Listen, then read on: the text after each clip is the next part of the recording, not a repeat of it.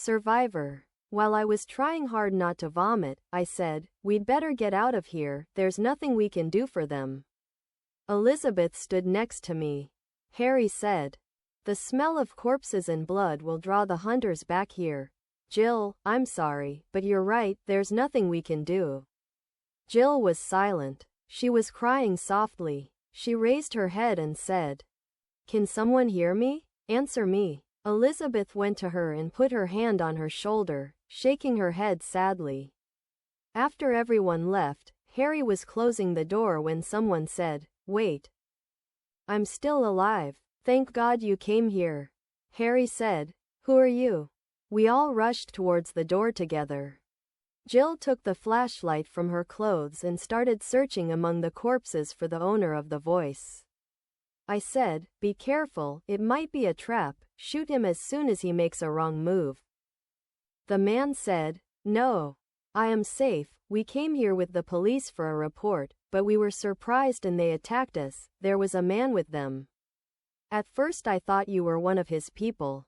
Jill said, "Are you a policeman?" "I am Jill Kidman. I am Joseph too." I said, "Move yourself, we don't have time, those damn people will be found again now." Joseph replied, "I can't. There are several bodies on my body." Jill put her foot on the bodies and started looking.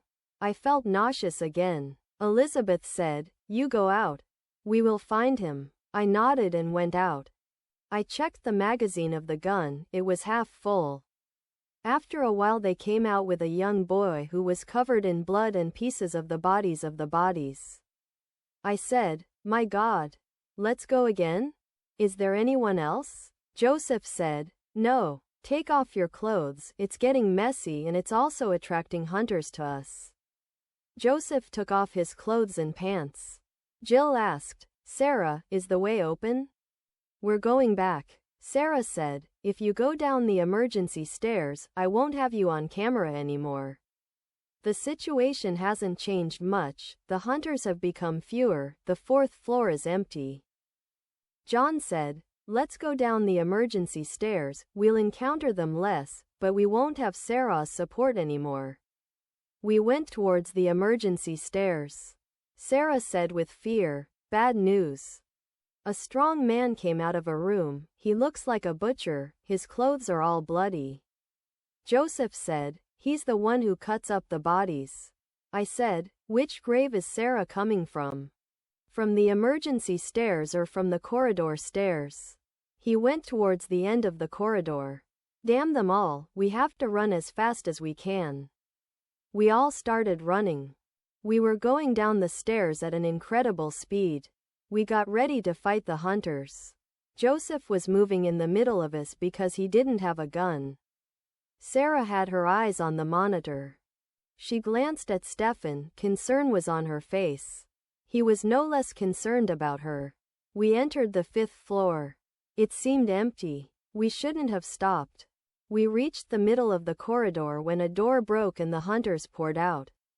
I said, "They were ambushing us." "Sarah, what did you do wrong?" Sarah said, "My God.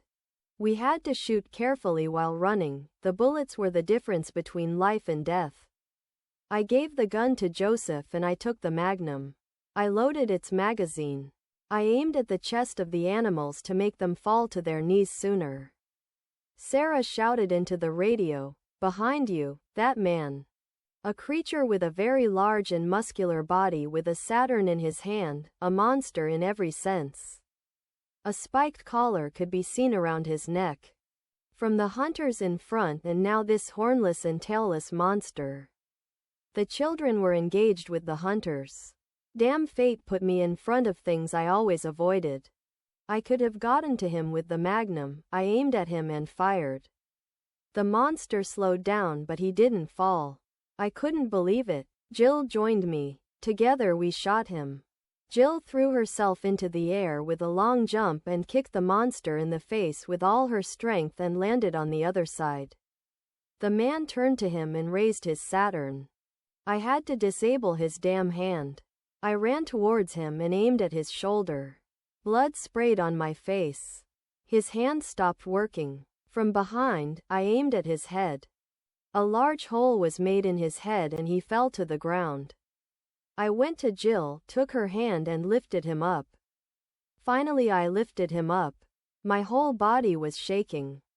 Jill put a hand on my shoulder and said, "Thank you." I nodded and leaned against the wall. After a while, Jill and I joined the others. Somehow we made it to the control room. Stefan and Sarah opened the door. We left the building without delay. The rain was still falling. We got into the cars. I said, "Take me back quickly, I'm not feeling well." Elisabeth said, "You did a great job." I laughed bitterly and slumped on the chair.